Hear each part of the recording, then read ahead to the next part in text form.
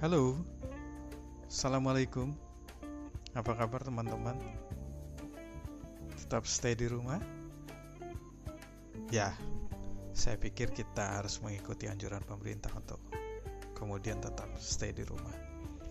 Teman-teman, malam ini kembali saya, Anas Amrullah, tukang seduh, ngajak kalian ngobrol sambil minum kopi yang mungkin terhidang di depan atau di meja kalian. Kita coba akan bicara tentang kondisi kita sebagai pelaku UMKM yang saat ini sedang dalam posisi yang krisis atau terdampak akibat pandemi COVID-19. Teman-teman, pandemi COVID-19 ini sudah jelas memberikan dampak besar terhadap perekonomian kita. Kedepan tantangan perekonomian kita akan sangat berat.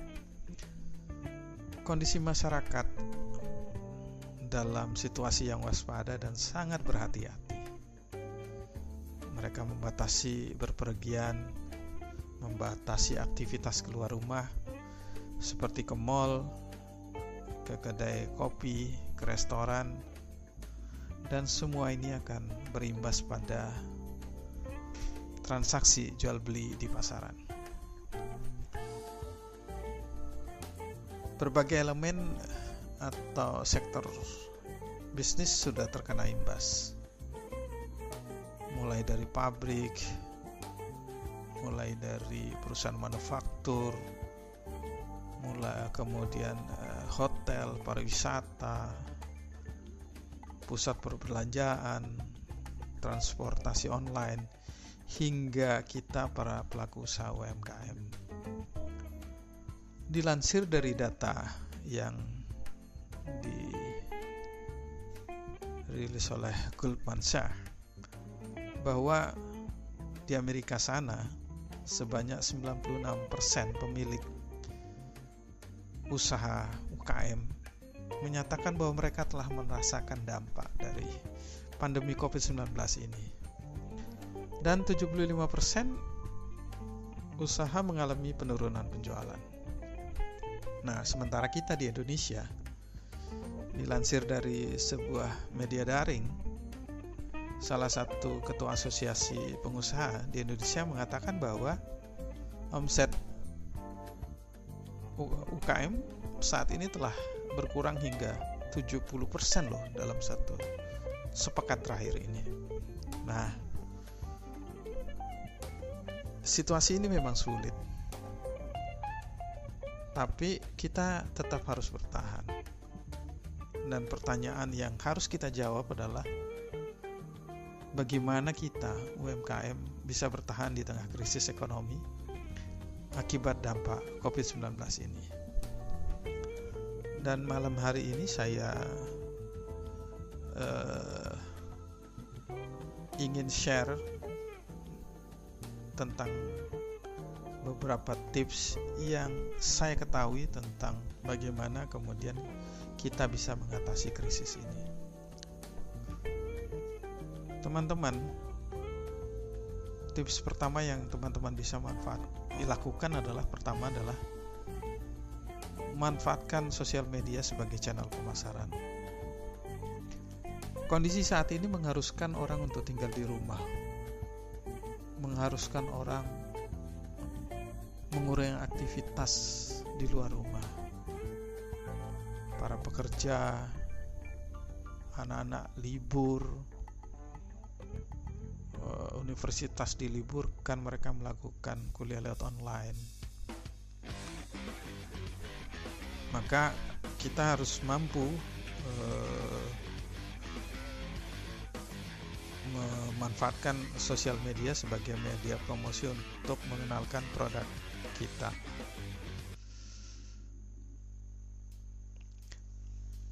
Buat tulisan dan konten yang menarik tentang produk atau jasa kalian.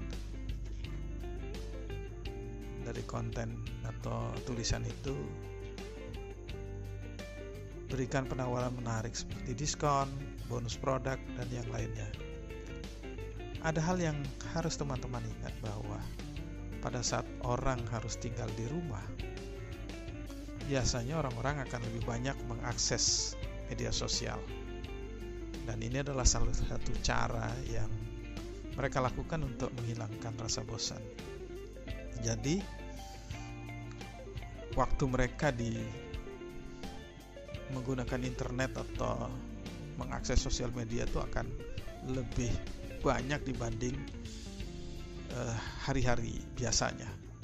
Jadi teman-teman harus bisa memanfaatkan momen ini dengan mengoptimalkan sosial media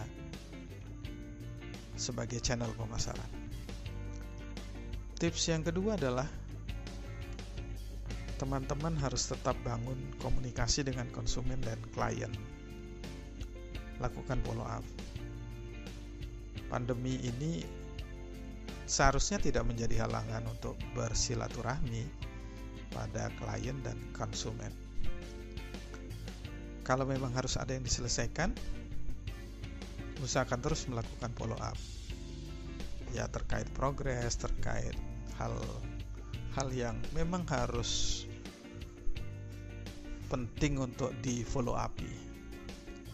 Kalian bisa melakukannya melalui email, telepon, atau aplikasi messenger. Dan kalian juga bisa meeting kok melalui Skype call atau Zoom lewat Google Hangout untuk memberikan update kepada klien, kemudian untuk memberikan informasi kepada pelanggan. Dan kalian juga bisa melakukan atau mengirimi newsletter, promosi atau informasi terbaru tentang produk kalian dengan menggunakan layanan email marketing. Teknologi digital saat ini sangat memungkinkan usaha teman-teman untuk dapat menjangkau klien di mana saja. Tips yang ketiga adalah pastikan cash flow terjaga dengan sehat. Cash flow atau arus kas adalah sesuatu yang sangat penting di dalam bisnis, apalagi di saat ini. Sebagai owner, teman-teman harus mampu mengelola uang tunai secara optimal dan baik. Lakukan inventarisasi piutang-piutang yang masih belum tertagih. Lakukan komunikasi dengan pihak-pihak yang masih memiliki hutang kepada bisnis kalian, telepon, WA atau email mereka. Bila perlu, lakukan strategi memberikan potongan piutang, ya jangan banyak-banyak. Jika mereka mau melunasi hutangnya, yang penting kita menerima cash yang cepat. Nah, salah satu upaya lain adalah melakukan pemangkasan biaya-biaya. Teman-teman harus mulai secara jeli memilah-milah mana anggaran yang prioritas, mana anggaran yang harus dikurangi, dan mana anggaran yang memang harus di stop sementara. Yang ketiga, perhatikan stok barang. Pada saat ini arus keluar masuk barang baik melalui udara ataupun melalui laut, darat sudah mulai dibatasi. Kondisinya tidak normal.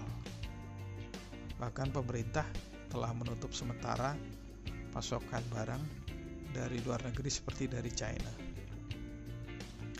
Saat ini pabrik-pabrik juga sudah melakukan pengurangan aktivitas produksinya.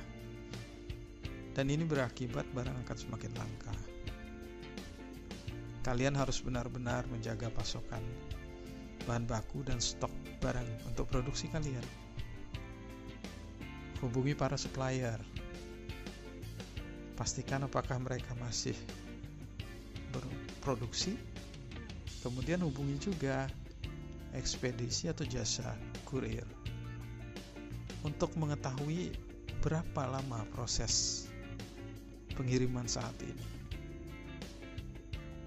Dan strategi yang lain adalah kalian mulai mencari alternatif supplier lokal untuk menjaga ketersediaan stok barang yang kalian akan perlukan untuk memproduksi produk kalian. Yang keempat yang harus juga teman-teman lakukan adalah mulai mengatur shift kerja karyawan. Untuk karyawannya yang banyak, hal ini penting untuk dilakukan. Kenapa? Kita harus ikut berperan di dalam memutus rantai penyebaran dari COVID-19 ini. Kita harus memberi dukungan kesehatan dan keselamatan bagi kita dan karyawan kita dan orang lain. Nah, untuk itu kita harus mengatur shift karyawan. Kita sesuaikan jam kerja mereka, atur berapa jam mereka harus kerja sehari, berapa orang. Nah, dengan upaya seperti ini, kalian bisa tetap melakukan social distancing, dan ini juga akan memberikan rasa aman dan nyaman bagi karyawan kalian. Teman-teman, inilah beberapa tips yang bisa saya share untuk bagaimana kita para pelaku UKM bisa bertahan di tengah krisis akibat wabah COVID-19 ini. Pada intinya adalah sebagai pemilik bisnis, bagaimana kita bisa memantau pekerjaan dari rumah, karyawan kita terlindungi, pelanggan juga akan merasa lebih aman dan diuntungkan karena masih bisa melakukan transaksi dengan cepat.